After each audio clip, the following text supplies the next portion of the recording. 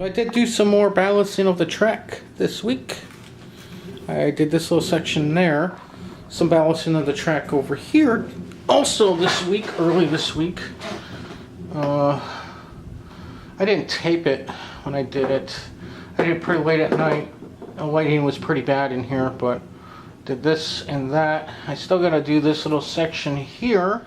So, didn't get a lot done this week because this week started off with a very busy time of the year for software development. Plus, there was WWDC, which is the Worldwide Developer Conference for Apple stuff, which is one of the platforms I develop for.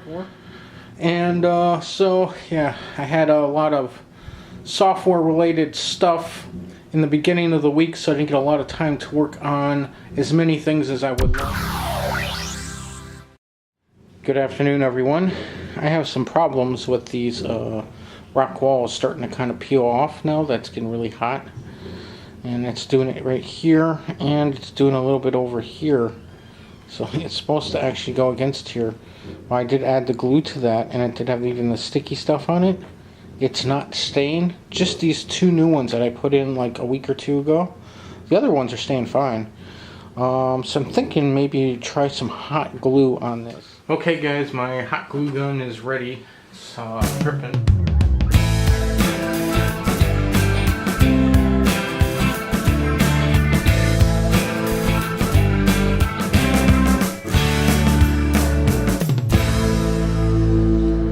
Okay guys, it's been several minutes and the hot glue's all dry, and it looks like it did fix these walls. They're not moving whatsoever, and maybe this is probably what I should have used from the get-go instead of using the glue. But these other ones stayed on in these other locations that weren't here. But yeah, they're staying, they're there, and I did put extra beads of the hot glue around so they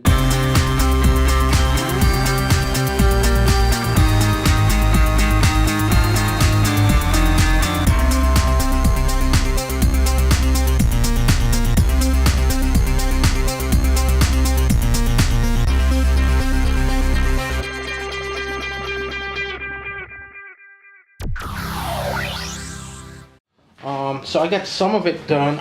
This needs to still, it didn't turn out exactly what I want in the cove. I have to gradate it, make a better gradation and a better, deeper area, but this turned out really well, and I want to start working on these other ones going up the waterfall area. So these other ones that get up here, and I still got to paint that rock up there too. So I think I'm going to probably work on those. And just do some paint in there and stuff. Okay guys and gals, I'm going to try painting some of this, but it's kind of hard to get in here. I'm trying to look at that area there. So I'm basically been using two kinds of brown and then kind of trying to mix them. I have to go back and do them a couple times to get the color I want.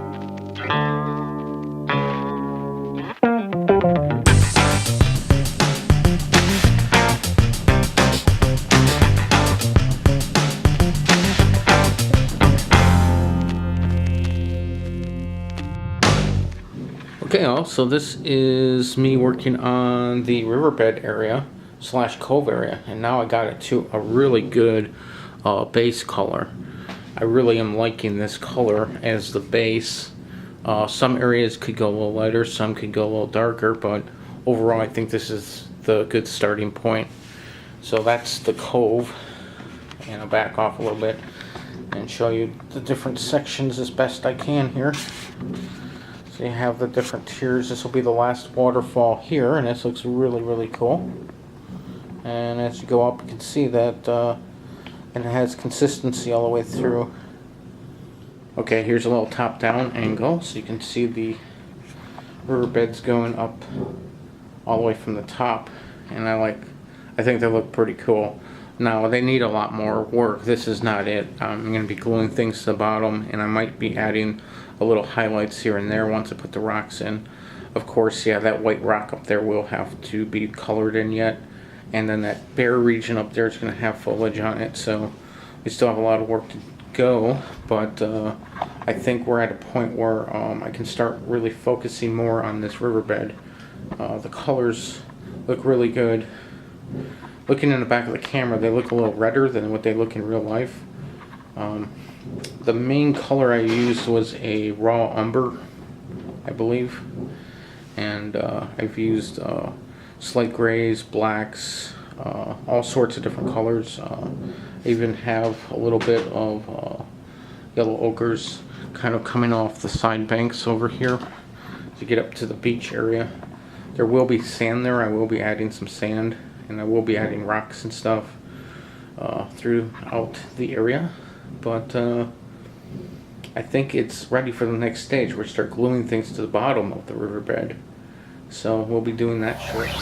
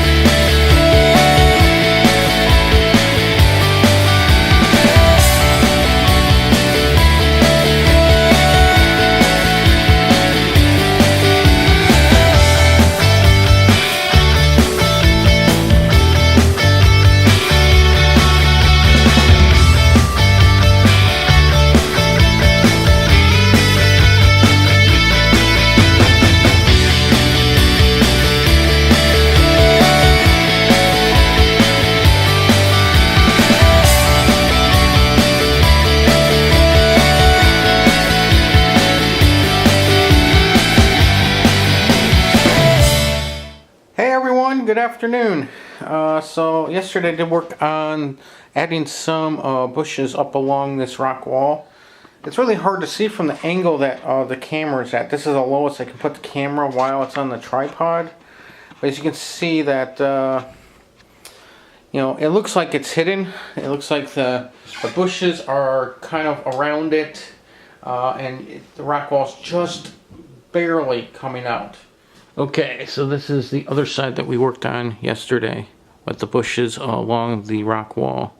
I put a lot of glue on there, and some of them have fallen off. Obviously, knew that some of the bushes would fall off, but and I didn't really use bushes. I used that clump foliage and underbrush, which is a little less thick, so it sticks easier. But it looks like that's going to work pretty good. I got it a couple weeks ago. I just haven't had time to show you guys. It's called Scene Scapes. It's a 2mm pull-apart static grass, and that's what it looks like. Comes in a box. It's made by Bachmann. And I think this is going to be sufficient for what I need because I don't have a huge layout, and I'm mostly using the ground foam. So something like this is perfect for me because I have such a small space. $6 for a good amount. It says it's 11 by 5.5 expandable sheet, and basically you just cut out or rip apart these this stuff and you just glue it on, and it's got a pretty good texture. So let's take a look at the texture of what we're looking at here, and it's got a pretty good color range. It's a number of different kind of green colors, as you can see, and it's not very thick. As you can see, it's this but it sort of gives you that wild grass need, and because I don't have a huge layout, it's really overkill for me to go and get a status grass applicator. I know you can get one as low as 30 bucks, a little applicator, or you can build one even cheaper, but why build one when you don't have very much space? Instead, this seemed to be a good price, and I'm going to try that out. So I'll show you guys that in a couple. Woodland Classics. These ones have white tree trunks. There's 5 in the package. I got 2 different packages of these Woodland Classics, and I got them for $4 each, which is a little under $1 a tree. A little bit more different than what I would probably build on my tree armatures. So that's why I got them, plus $4 to come out to under $1. So let's open one of these up. You can see that it's sort of a 3-dimensional tree where they used some kind of polyfiber, and then they threw on some other foliage on top. I am got enough trees now. I'm glad that I waited to buy some trees because $4 for 5 trees I don't think is too much money, and they're a little unique, I guess, In a sense, I probably wouldn't build a tree like that. I really prefer, my favorite kind of trees are the JTT. I really like the JTT product, and if I had a bigger layout, I'd probably get a lot of JTT products, but the JTT products are usually a lot more money than these Woodland Scenic ones.